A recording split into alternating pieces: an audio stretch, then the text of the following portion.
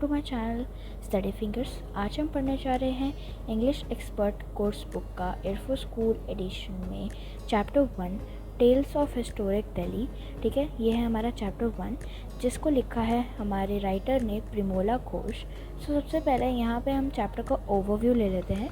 So here in this chapter the writer is talking about the Delhi's history where Tundu the tiger, Zero the giraffe, and Lahori Mil the lion, and their jungle friends visit the Red Fort and Chandni Chowk। यहाँ पर chapter overview में ये लिखा गया है कि जो writer है हमारा, ये इस चैप्टर में दिल्ली की हिस्ट्री के बारे में बता रहा है, जहाँ पर जो टुन्नू जो टाइगर के नाम से जाना गया है, जिराफ जो ज़ीरो के नाम से जाना गया है, और लायन जो कि लाहौरी मल से जाना गया है, और उनके और जंगल फ्रेंड्स वहाँ पर रेड फोर्ट और चांदनी चौक विज़िट करते हैं। तो आइए पढ़ते हैं चैप्टर।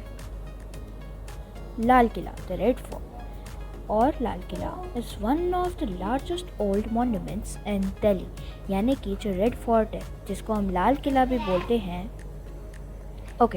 जो यहाँ पे बोला गया है कि रेड फोर्ट जिसको हम लाल किला भी बोलते हैं वो one of the largest old monuments में आता है दिल्ली में। ठीक है, Mughal empire Shahjahan started construction in 1638 and work as completed in 1648। यानी ये कह रहे हैं कि जो मुगल एम्पायर शाहजहाँ थे उन्होंने कंस्ट्रक्शन स्टार्ट किया था 1638 में, और जो काम ख़त्म हुआ था वो ख़त्म हुआ था 1648 में, यानी कि टोटल उसको 10 ईयर्स लगे थे। ठीक है, it serve as the capital of the Mughal until 1857, यानी कि वो मुगल एम्पायर के अंडर 1857 तक कैपिटल बनी रही।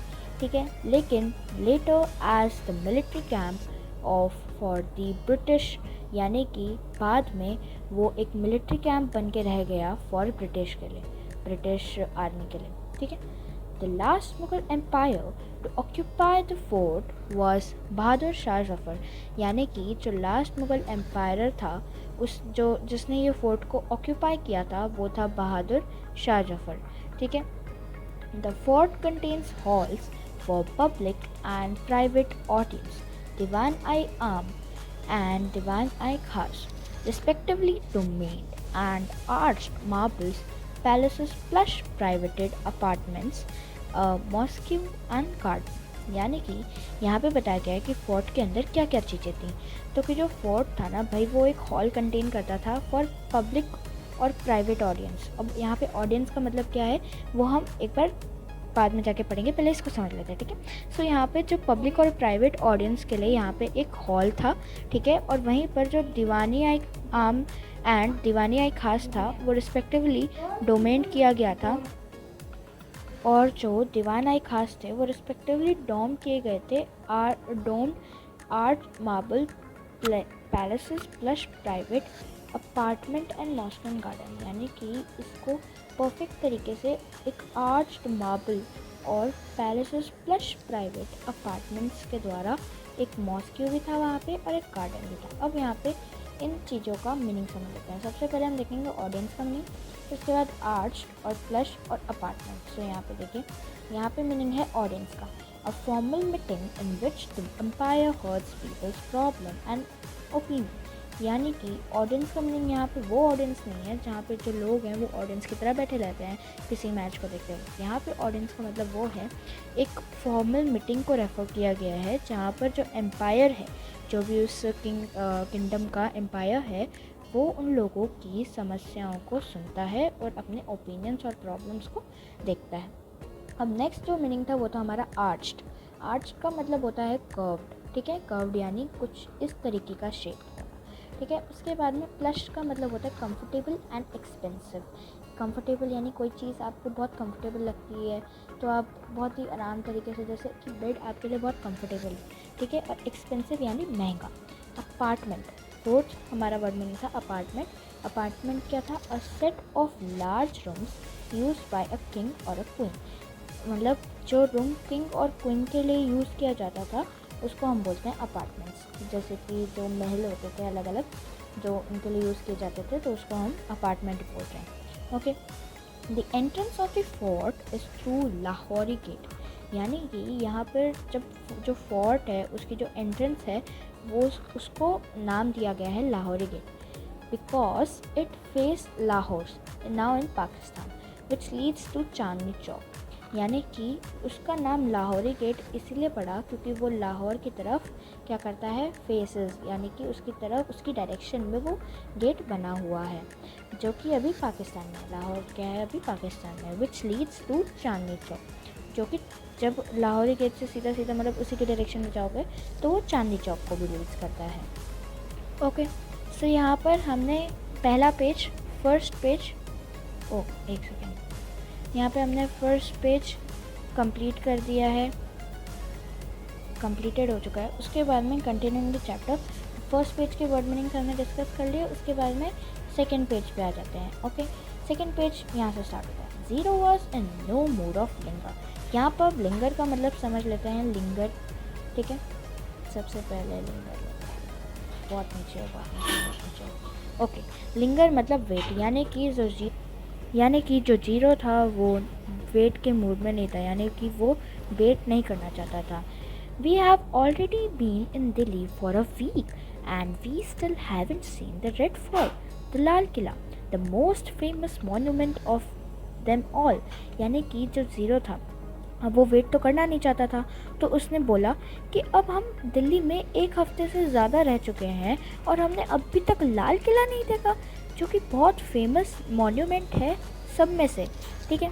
उसके बाद में come on slow coaches, they stood among the beautiful palaces looking up at the ramparts from the of where the empire used to command। अब यहाँ पे स्लो कोचेस का मतलब है जो लोग धीरे और धीरे स्लोली चलते हैं, उनको यहाँ पे स्लो कोचेस का नाम दिया गया है। जो अदर एनिमल्स हैं उनको भी बोल रहे हैं कम ऑन स्लो कोचेस, जल्दी आओ धीरे चलने वाले लोगों, ऐसे बोल रहे हैं। उसके बाद में they stood among the beautiful palaces, यानी कि वो जो पैलेस था उसके जस्ट सामने खड़े थे, जहाँ पर अप एट रैम्पार्ट्स यानी कि किसी महल की जो दीवारें होती हैं, जो एकदम जो बोल सकते हैं कि मेन जो बाउंड्री होती है उसको हम बोलते हैं ramparts. Okay, from where the empire use to command, यानी कि उस बिल्डिंग के टॉप से जो एम्पायर है वो कमांड किया करता था। कमांड यानी आदेश देना। यूजुअली इसका एग्जैक्ट मीनिंग देख लेते हैं। कमांड का मतलब होता है अरेंज करना, ठीक है। नॉर्मली वही है कि कोई भी किंग, जब जैसे कि क्लास टीचर का कमांड आया ये वो, तो वही होता है। Commands fight between elephants below, यानी कि जो एनिमल्स और घोड़ा ये सब जो पहले के ज़माने में एज अ कार्ट यूज़ करते थे, तो उनको कमांड करने के लिए वो काम आते थे रैम्पार्ट्स, ठीक है।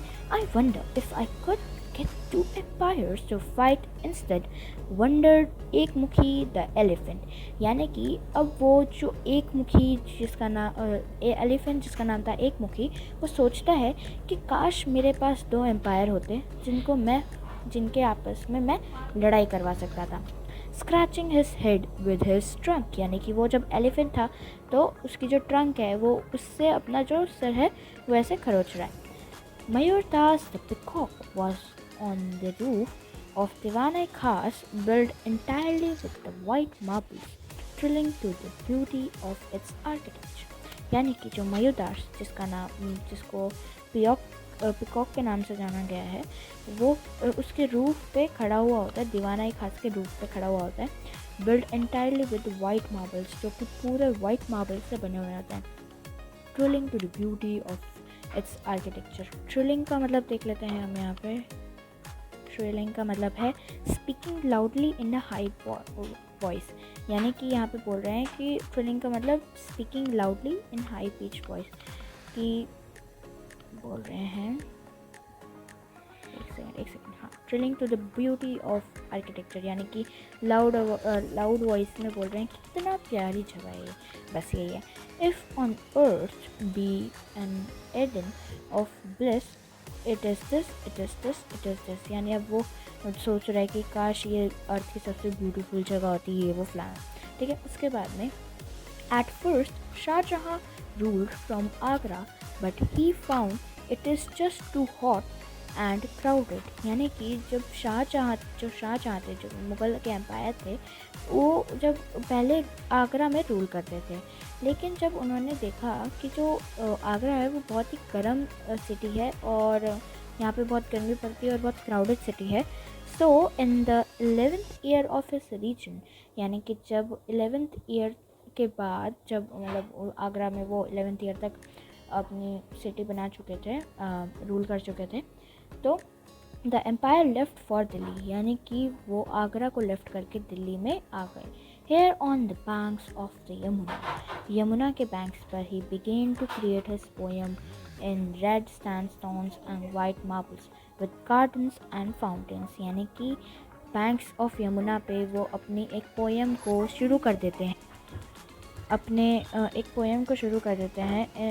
रेड स्टोन से और वाइट मार्बल से, with garden and fountains, beautiful Persian carpets, belonging and chicks that reproduce the flower of paradise, semi-precious gems, and above all the glorious peacock throne made up of the royal world within the forest। यानी कि अभी कह रहे हैं कि जो beautiful Persian carpets बिछे हुए हैं अबॉन्गिंग एंड चिक्स, ऐसा लग रहा है कि उन्हीं पर जो फ्लावर्स हैं वो reproduce, flower of paradise reproduce कर रहे हैं, उधर ही वो फ्लावर खिल रहे हैं। सेमी प्रीशियस जेम्स वहाँ पे बिछे हुए हैं, ऑल अबाउट जो भी सब कुछ है वो दिख रहा है। द ग्लोरियस पिकॉक थ्रोन, जो ग्लोरियस पिकॉक थ्रोन जो कि made up of royal world with in the fort, और वो ग्लोरियस पिकॉक थ्रोन दिख रहा है जो कि पूरे वर्ल्ड में एक रॉयलिटी दिखा रहा है। सो यहाँ पे हम देख लेते हैं मीनिंग हमारा अविंगिंग्स एंड चिक्स। अविंगिंग्स का मतलब clothes covered tied to building and supported by the frames as protection from the sun, यानी कि बिल्डिंग्स के ऊपर क्लोथ्स लगाए गए हैं ताकि वो बिल्डिंग्स को सपोर्ट कर सकें और फार्म्स को for the protection of the sun. ठीक है। और चिक्स का मतलब है curtains made up of bamboos, जो कर्टन्स बैम्बू की हेल्प से बने हुए हैं। ठीक है। उसके बाद में must have been quite gorgeous quacked the ducks, और क्या कितने प्यारे वो गॉर्जियस डक्स हैं। But Shahjahan could not have been as handsome as our turban toad, लेकिन जो शाहजहाँ हैं वो उससे ज़्यादा हैंडसम तो नहीं हो सकते जितने हमारे टर्बन टोड हैं। कौन बोलता है? ये अभी बात कर रही है हमारी, यहाँ पे हमारा एक मुखी बात कर रहा है, एलिफेंट। ठीक है, नहीं सॉरी, पिकॉक बात कर रहा है, मयूरदास। सेड एक मुखी, ओह यहाँ पे लिखा ही हुआ है अब, सेड एक मुखी looking down on a big green toad, यानी कि एक मुखी जो हमारा एलिफेंट है वो बोलता है, जो कि bright green toad wearing jewel turban and sitting on the lotus, जो उसको देखते हुए, उस टोड को देखते हुए जो कि टर्बन ज्वेल्स को पहने हुए हैं और एक लोटस पे बैठा हुआ है, लोटस लीफ पे। He thinks it is the peacock throne मयूरदास थ्रोन ऑन, यानी कि उसको लगा कि वो जो लोटस की लीफ है वो पिकॉक का थ्रोन है, तभी उसने बोला। ठीक है, मयूरदास थ्रोन ऑन, लेकिन उसने उसको सपने से निकाला और बोला नहीं। We are in the palace are Mumtaz Mahal, where the museum is रंग महल। सो यहाँ पे बोला गया है कि जो रंग महल है, शीश महल है, खास महल है। Here you can see the wonderful screen with the scale of justice. So इन महलों में आप देख सकते हैं wonderful screen of scale of justice. ठीक है, and Diwan I Khas, which was the place for special audience for favorable countries like me. It took 10 years to complete the fort. That's why it took 10 years to complete the fort. यहाँ पे इसका exact meaning लिखा गया है कि जो दीवान आई खास और ऐसी जो चीज़ें हैं जो कि specially made for the audience और ऐसी चीज़ों के लिए बनाई गई हैं, वो इसीलिए बताता है कि इसको इसीलिए 10 साल लगे फोर्ट को कंप्लीट होने के लिए। ठीक है, यहाँ पे हम पढ़ेंगे स्केल ऑफ जस्टिस का मतलब। स्केल ऑफ जस्टिस का मतलब ये है weighting scales that represents the promises of justice without any discrimination and after considering the evidence। यानी कि वेटिंग स्केल यानी बराबर तौर पर सारे जो रिप्रेजेंट है वो प्रॉमिस किए जाते थे वहाँ पर, और जस्टिस एक तरीके से फॉलो होता था, डिस्क्रिमिनेशन नहीं होती थी, कंसिडर्ड ऑल द एविडेंसेस। सो यहाँ पर जो हमारा पार्ट 1 है ना भैया वो हो चुका है ख़त्म, यानी कि हमने 2 पेजेस कंप्लीट कर दिए हैं। बाकी की 3 पेज नंबर 3 और पेज नंबर 4 को हम पार्ट नंबर 2 में कंप्लीट करेंगे। Thank you for watching my video. Bye bye.